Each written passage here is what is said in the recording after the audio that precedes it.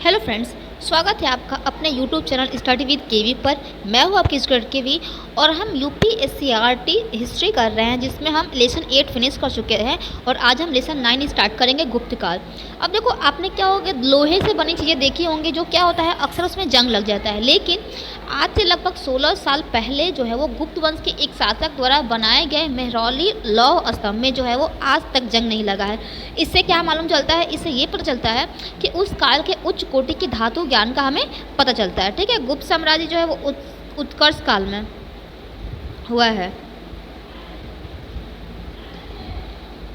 अब देखो, कुषाणों के बाद एक नया वंश का उदय हुआ था और यह जो है वो राजवंश गुप्त वंश के नाम से जाना जाता था।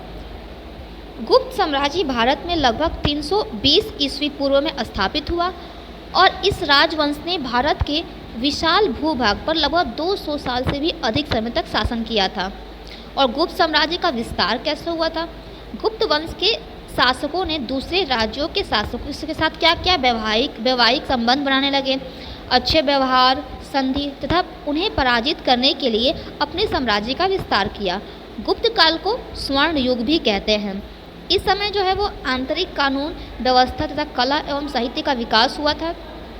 गुप्त सम्राटों ने विशाल साम्राज्य स्थापित करके केंद्रीय शक्ति को दृढ़ कर लिया और श्रेष्ठ शासन प्रबंधन के द्वारा शांति स्थापित कर लिया। इनकी जो शासन व्यवस्था है वो मौर्य काल के 3 स्तरीय शासन से मिलती जुलती थी। नाम में उनका जो है वो अंतर था, ठीक है, उसको छोड़ के स्तर जो था वो 3 जो मिलती जुलती थी। एक मूलभूत अंतर यह था कि गुप्त काल में राजाओं द्वारा जो वेतन था उसके स्थान पर भूमि दान दी जाती थी और इस काल में साहित्यिक कला और धर्म एवं संस्कृति का जो है वो उल्लेखनीय विकास हुआ था। गुप्त काल में उद्योग धंधे, व्यापार तथा वाणिज्य के क्षेत्र में बहुत अधिक प्रगति हुई। गुप्त काल में देश धन धान्य से पूर्ण था और श्री गुप्त जो है वो इस वंश का पहला राजा था। उसके बाद जो है वो घटोत्कच राजा बन गया। चंद्रगुप्त इस वंश का पहला प्रसिद्ध राजा था, जिसने क्या किया, महाराजाधिराज की उपाधि धारण की और एक नए संवत में विक्रम संवत को चलाया था। अगर आपको शासन द्वारा अधिकार दिया जाए। समुद्रगुप्त, नेक्स्ट टॉपिक क्या है? समुद्रगुप्त। समुद्रगुप्त के बाद जो है वो उसका पुत्र समुद्रगुप्त इस वंश का दूसरा महान शासक था। चंद्रगुप्त के बाद जो है वो उसका पुत्र समुद्रगुप्त इस वंश का दूसरा महान शासक हुआ। उसके दरबारी कवि हरिशेन ने इलाहाबाद स्थित जो अशोक के स्तंभ पर समुद्रगुप्त का अभिलेख भी खुदवाया है। यह समुद्रगुप्त की प्रशंसा में लिखा गया है और इसे क्या बोलते हैं, इसे प्रयाग प्रशस्ति के नाम से भी जाना जाता है।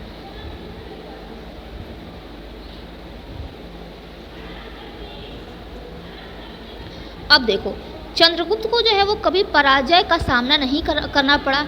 इसी कारण वो क्या हुआ, इसे भारत का जो है वो नेपोलियन कहा जाता है समुद्रगुप्त को, क्योंकि उसने जो है वो कभी पराजय का सामना ही नहीं किया। अब देखो, विजय प्राप्त करने के बाद उसने क्या किया, अश्वमेध यज्ञ किया।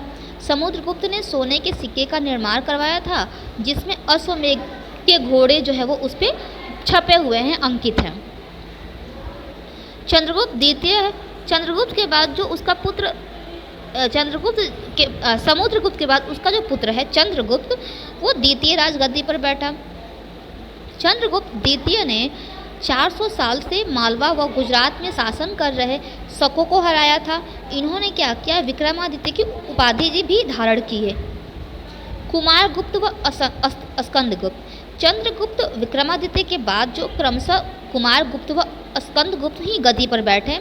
इनके शासन काल में गुप्त साम्राज्य पर हड़ों ने आक्रमण कर लिया था। हुड़ मध्य एशिया के क्रूर एवं बर्बर जाति के लोग थे। वे जाते जाते वहां तोड़फोड़ भी करते थे, किंतु गुप्त राजाओं ने हड़ों के आक्रमणों को रोका। इसके बाद क्या हुआ, गुप्त वंश के उत्तराधिकारी जो शासक या प्रहार नहीं रोक सके और गुप्त वंश पर हुड़ों का आक्रमण जारी रहा। तो बुद्धगुप्त के समय से ही गुप्त साम्राज्य विघटित होता गया। हुड़ों के लगातार आक्रमण से एवं अन्य कारणों से छठी शताब्दी के आरंभ में इस वंश का अंत हो गया। गुप्त सम्राट जो है वो संगीत प्रेमी थे और कुछ सिक्कों पर बीड़ा बजाते हुए सम्राट चंद्रगुप्त का चित्र भी अंकित है, जिसे यहाँ पे भी दिखाया हुआ है। सेकंड है कला। स्थापत्य मूर्ति कला और चित्रकला इस युग की महान देन है। भुमरा नामक जगह पर शिव मंदिर का चबूतरा और शिवलिंग ही शेष रह गए हैं। यह जो स्थापित कला है, इसका एक नमूना है। मूर्तियाँ हिंदू, वैष्णव, शैव, बौद्ध, जैन आदि सभी धर्मों से संबंधित हैं। मूर्तियों का जो निर्माण है वो सफ़ेद बलुआ पत्थरों से हुआ है। गुप्त काल में विशेष प्रकार के पत्थर के स्तंभ भी बनाए जाते थे उस समय। और औरंगाबाद के पास अजंता की प्रसिद्ध गुफा है। गुफा की दीवारों पर क्या हुआ है, बुद्ध के जीवन से संबंधित घटनाओं का चित्रांकन, मतलब कि चित्र बनाकर उसको दिखाया गया है। इन चित्रों के रंग जो है आज भी लगभग वैसे ही है जैसे शुरू में थे। थर्ड पॉइंट है साहित्य। अब गुप्त काल में साहित्य का क्षेत्र कैसे प्रगति में गया है, तो जो गुप्त काल में साहित्य का जो क्षेत्र है वो बहुत अत्यधिक प्रगति उसकी हुई। चंद्रगुप्त जो द्वितीय विक्रमादित्य के दरबार में 9 रत्न थे। इन 9 रत्नों में कालिदास भी एक थे।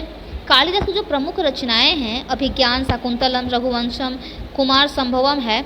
और इसी काल में शूद्रक ने मृच्छकटिकम तथा विशाखा दत्त ने मुद्रा राक्षस नामक जो प्रसिद्ध नाटक लिखे हैं। और इस काल में पुराणों पर आधारित पंचतंत्र की रचना की गई, जिसमें लिखी गई कहानियाँ बच्चों को क्या करता है, उसको सूझबूझ की उसमें जानकारी देता है। रामायण तथा महाभारत को भी इसी समय जो है वो अंतिम रूप दिया गया। फोर्थ पॉइंट विज्ञान है कि मतलब उसमें विज्ञान की प्रगति कैसे हुई थी। इस काल में विज्ञान के क्षेत्र में विशेष प्रगति हुई। इस काल के प्रसिद्ध वैज्ञानिक जो आर्यभट्ट थे, उन्होंने बताया कि पृथ्वी गोल है, वह सूर्य का चक्कर लगाती है। और इनके सम्मान में ही भारत में प्रथम कृत्रिम उपग्रह का नाम आर्यभट्ट रखा गया। और मेहरौली का जो लौह स्तंभ वैज्ञानिक प्रगति का एक अच्छा नमूना है। ठीक है। वराहमिहिर चंद्रगुप्त विक्रमादित्य द्वितीय के दरबार के 9 रत्नों में से एक थे। और वराहमिहिर जो है वो विज्ञान के इतिहास के प्रथम व्यक्ति थे, जिन्होंने कहा कि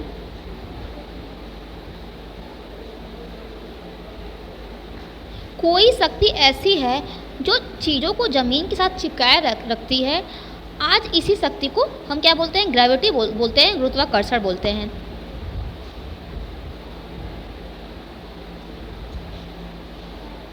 अब देखो फहान के अनुसार जो गुप्त काल की सामाजिक स्थिति कैसी रही होगी।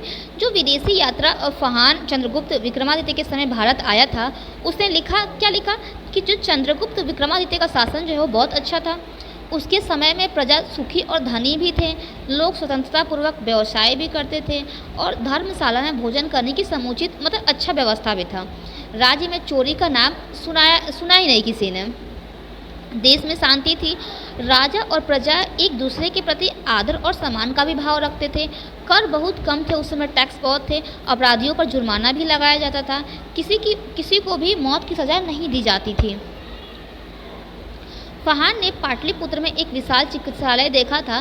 चिकित्सालयों में रोगियों को फ्री में दवा और भोजन देने की जो है वो सुविधा की गई थी। नगर में अनेक संस्थाएं भी थी जहां दीन दुखी हैं उनकी मदद के लिए और अपाहिजों की सेवा भी की जाती थी। गुप्त काल के लोग दानी और दयालु प्रवृत्ति के थे।